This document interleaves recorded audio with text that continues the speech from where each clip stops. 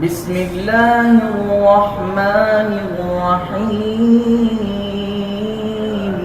بسم اللہ الرحمن الرحیم الحمدللہ رب العالمین والصلاة والسلام علی من لا نبی بعدہ۔ آج ہم سورۃ عبس پڑھیں گے۔ سورۃ کا کیا نام ہے؟ عبس۔ اس کا پہلا لفظ بھی یہی ہے، عبس و تولی۔ اس کا نا پہلے شان نزول آپ سن لیں کہ یہ سورۃ اللہ تعالیٰ نے کب نازل کی، پھر اس کا معنی جو ہے وہ آسانی سے سمجھا۔ ویسے ترجمہ اس کا ہے عبسہ، اس نے تیوری چڑھائی، یعنی ماتھے پہ بعض دفعہ تھوڑے سے غصے کے آثار نظر آئیں تو بندہ سلوٹیں سی ڈال لیتا ہے۔ تیوری چڑھانا جس کو کہا جاتا ہے، ماتھے پر سلوٹ بنا لینا غصے کے آثار کی وجہ سے، وہ ہے عبسہ، تیوری چڑھائی، وتولی، اور منہ پھیر لیا، تھوڑا سا ناراض ہو کر غصے کا اظہار کر کے چہرہ بھی ادھر پھیرا اور ماتھے پر تھوڑے سے سلوٹیں، تیوڑی چڑھانا جس کو کہتے ہیں۔ تو یہ کب واقعہ بنا، کیوں اللہ تعالیٰ کس کو کہہ رہے ہیں؟ یہ حدیث مبارکہ میں اس کی وضاحت آتی ہے۔ آپ کو پتہ ہے نا کہ نبی صلی اللہ علیہ وسلم دین کا پیغام پہنچانے میں، لوگوں کے اسلام قبول کر لیں، اس کی آپ صلی اللہ علیہ وسلم کو کتنی کوشش، کتنی چاہت، کتنا خیال ہوتا تھا کہ لوگ جہنم سے بچ جائیں، جنت کے وارث بن جائیں۔ بہت زیادہ اس کی خواہش کرتے اور بہت زیادہ اس پہ محنت کرتے کہ لوگ کلمہ پڑھ کے مسلمان ہو جائیں، راہ ہدایت پہ آ جائیں، کفر کا راستہ چھوڑ دیں۔ مکے کے بڑے بڑے کافر تھے، ان کے بارے میں بھی آپ صلی اللہ علیہ وسلم کی خواہش ہوتی کہ کسی نہ کسی ذریعے ان کو اسلام اللہ تعالیٰ نصیب کر دے۔ ان کے پاس جاتے، ان کو دعوتیں دیتے، ان کے گھر میں چلے جاتے، کلمہ سناتے، اسلام کی دعوت دیتے۔ تو اسی انداز میں نا کفار کے بڑے بڑے سرداروں نے ایک فیصلہ کیا کہ اے محمد صلی اللہ علیہ وسلم، ہم تیری بات سنیں گے لیکن ایک شرط ہے۔ بات یہ ہے کہ ہم اس وقت آپ کے پاس بیٹھیں گے کہ جب آپ کے دوسرے ساتھی جو ہے نا وہ کوئی بھی پاس نہ بیٹھا ہو، کیونکہ وہ چھوٹے طبقے کے لوگ ہیں، ہم بڑے ہیں، ہم چاہتے ہیں کہ ہماری علیحدہ ایک میٹنگ ہو، آپ کے ساتھ بیٹھیں گے، آپ کی بات کو ضرور سنتے ہیں، لیکن یہ غریب صحابہ آپ کے ساتھی جو ہے نا یہ موجود نہ ہوں۔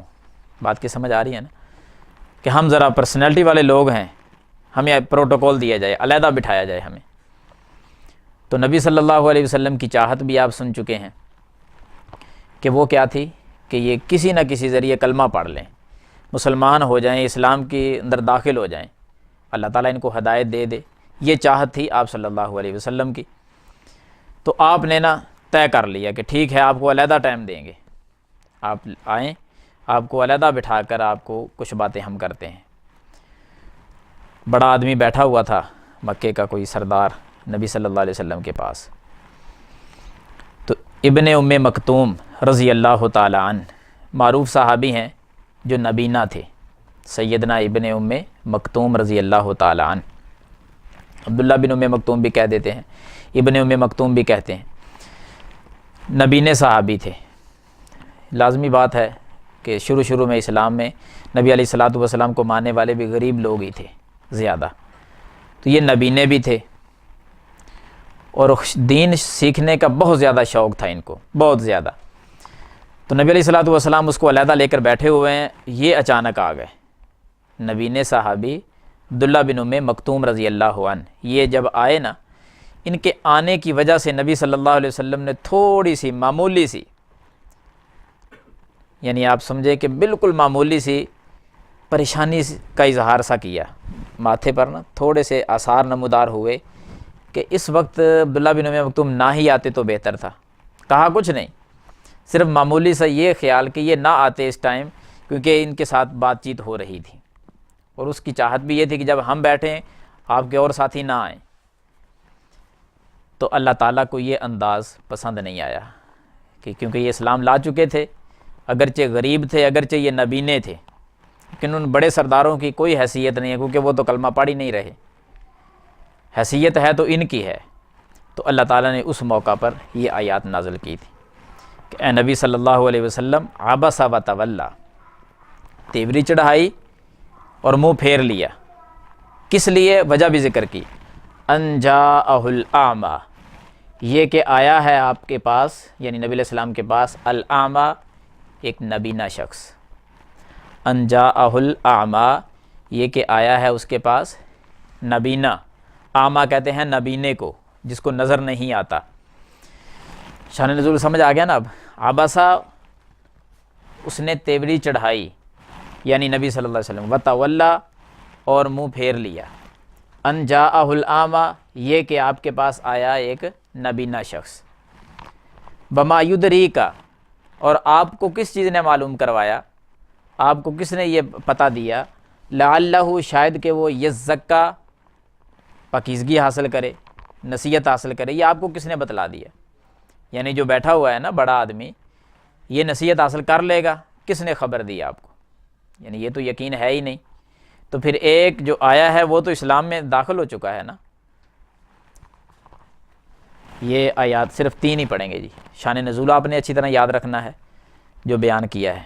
یہ جامع ترمذی میں حدیث آتی ہے جو آپ کو بیان کی ہے نا کہ سیدنا عبداللہ بن ام مکتوم، یعنی یہ آپ کو یاد ہو کہ الاعمیٰ سے مراد کون ہے؟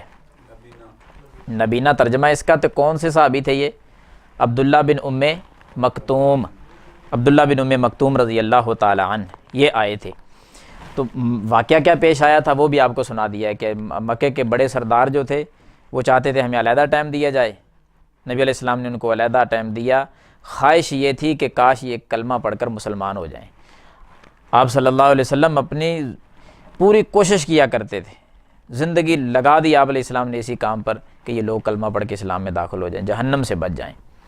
اللہ تعالیٰ نے قرآن مجید کے ایک مقام پر یہ بھی کہا ہے نا، فَلَعَلَّكَ بَاخِعٌ نَفْسَكَ، اے نبی صلی اللہ علیہ وسلم شاید کہ آپ اپنے آپ کو، اپنے نفس کو ہلاک کر دینے والے ہیں اسی کام کے پیچھے کہ لوگ جو ہیں وہ کلمہ پڑھ لیں، اتنا پیچھے چلتے ہیں ان کے، یعنی اپنے آپ کو ختم کر دینے والے ہیں، اتنی کوشش کرتے تھے۔